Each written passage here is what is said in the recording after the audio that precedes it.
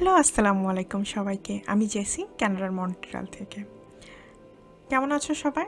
আমি ভালো আছি। আশা করি তোমরাও সবাই ভালো আছো। চলে এলাম নতুন একটা রেসিপি নিয়ে। আজকে বানিয়ে দেখাচ্ছি বিটরুটের স্যালাড। কানাডার বিভিন্ন অ্যারাবিক রেস্টুরেন্টে এভাবেই আসলে স্যালাডটাকে সার্ভ করা হয়। তাই আমি আজকে বানিয়ে দেখাচ্ছি সেই অ্যারাবিক বিটরুটের salad. Subscribe our channel and press the bell icon to never miss any update like this. Our upcoming videos are coming soon. পুরো ভিডিওটা দেখার আমন্ত্রণ রইল। চলো দেখি কিভাবে বানাচ্ছি বিটরুটের স্যালাড। প্রথমে আমি বিটরুটের নোংরা পাতাগুলোকে ফেলে নিয়ে তারপরে ধুয়ে নিচ্ছি। বড় ছোট তোমাদের যেমন খুশি তেমন ধরনের বিটরুটই নিতে পারো। আমি মাঝারি সাইজের বিটরুটগুলো নিয়েছি আর গাছগুলোকে ভেঙে নিচ্ছি। তারপরে ধুয়ে আমি সিদ্ধ হওয়ার জন্য চুলায় দেব। বিটরুটগুলো সিদ্ধ হওয়ার জন্য দিয়ে দিয়েছি। প্রথম থেকে বিটরুট তার রং ছাড়তে শুরু করছে। এর ভিতরে এই জন্য আমি লবণ দিয়ে দিচ্ছি। লবণ সহ বিটরুটটা এভাবে সিদ্ধ হয়ে যাবে। বিটরুটের পুষ্টিগুণ অনেক। যাদের রক্ত স্বল্পতা থাকে তাদেরকে ডাক্তাররা আসলে বিটরুট খেতে বলে। বিটরুট বিভিন্নভাবে খাওয়া যায়, কিন্তু আমার সবচেয়ে ভালো লাগে আসলে এভাবেই খেতে। তাই তোমাদের সাথে এভাবেই শেয়ার করছি। আমার মনে হয় তোমাদেরও ভালো লাগবে। তো ঢাকনা দিয়ে ঢেকে দিচ্ছি আর আধা ঘন্টার মধ্যেই বিটরুটটা সিদ্ধ হয়ে যাবে। আমার বিটরুট সিদ্ধ হওয়া শেষ। চলো দেখি বিটরুটটা কেমন সিদ্ধ হয়েছে। একটা টুথপিক দিয়ে আমি তোমাদেরকে দেখিয়ে দিচ্ছি যে বিটরুটটা ভালোভাবে সিদ্ধ হয়েছে কিনা। দেখা যাচ্ছে নিশ্চয়ই বিটরুটের ভিতরে টুথপিক ঢুকে যাচ্ছে। তো এমন গরম থাকা অবস্থাতেই আমি বিটরুটের গায়ের চামড়াগুলোকে পরিষ্কার করে নেব। কিন্তু কিভাবে পরিষ্কার করছি তা দেখি চলো। ট্যাপে পানি ছেড়ে দিয়ে তারপরে কিন্তু বিটরুটটা পরিষ্কার করতে হবে। এভাবে পরিষ্কার করলে হাত দিয়েই বিটরুট পরিষ্কার হয়ে যাবে আর অন্য কিছু ব্যবহারের প্রয়োজন হবে না। এইভাবেই আমি সব বিটরুটগুলোকে পরিষ্কার করে নিচ্ছি। আমার বিটরুট পরিষ্কার শেষ। দেখো খুব সুন্দরভাবেই কিন্তু বিটরুট পরিষ্কার হয়ে গেছে। এবার বিটরুটগুলোকে ইচ্ছে মতো সাইজে কাটা যাবে। আমি আমার মতো করে কাটছি, তোমরা তোমাদের মতো করে কাটতে পারো। বেশি ছোট করেও কাটতে পারো, চাইলে একটু বড় করেও কাটতে পারো। আমি টুকরা টুকরা করে সব বিটরুটগুলোকে আগে কেটে নিচ্ছি। বিটরুটের রস হাতে লেগে যাবে, কিন্তু এর জন্য চিন্তা করার কোনো কারণ নেই।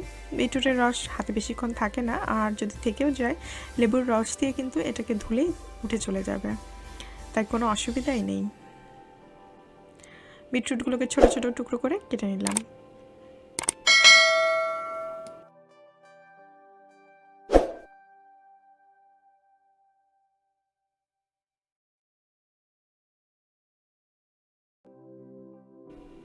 যারা এখনও আমার চ্যানেলটিকে সাবস্ক্রাইব করনি, subscribe and press the bell icon to never miss any update.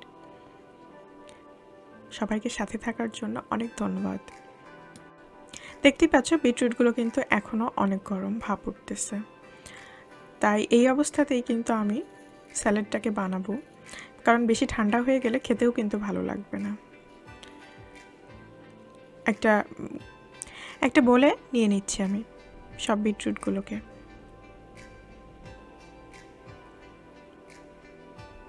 এরপরে একে একে আমি সব উপকরণগুলো এখানে অ্যাড করব। যেহেতু আমি অলরেডি লবণ দিয়ে সিদ্ধ করে নিয়েছি, তাই লবণটা জেনে বুঝে দিতে হবে। প্রথমে আমি সামান্য পরিমাণ লবণই অ্যাড করছি। স্বাদমতো গোলমরিচের গুঁড়া, 1 টেবিল স্পুনের মতো লেবুর রস। যদি আপনাদের বেশি পছন্দ হয় লেবুর রস আরেকটু বেশি বাড়িয়ে দিতে পারেন। তারপরে অলিভ অয়েল। অলিভ অয়েলের বদলে সরিষার তেলও ব্যবহার করা যেতে পারে। 1/2 টিস্পুনের মতো অলিভ অয়েল দিলাম। এবার মাখিয়ে ফেলার পালা। যদি চান এভাবেই সার্ভ করতে পারেন, কিন্তু আমি একটু অন্য স্টাইলে সার্ভ করে দেখাবো। অন্য একটা প্লেটে সার্ভ করে দেখাচ্ছি।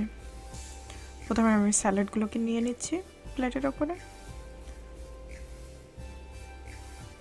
আপনারা চাইলে যেভাবে খুশি সেভাবেই সার্ভ করতে পারেন, তবে আমি দুইটা ধরনেরই দেখিয়ে দিচ্ছি যাতে আপনাদের জন্য ইজি হয়।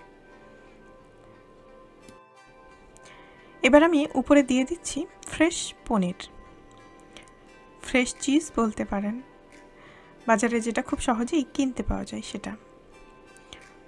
একটু ভেঙে হাত দিয়ে আমি দিয়ে দিচ্ছি ওপরে।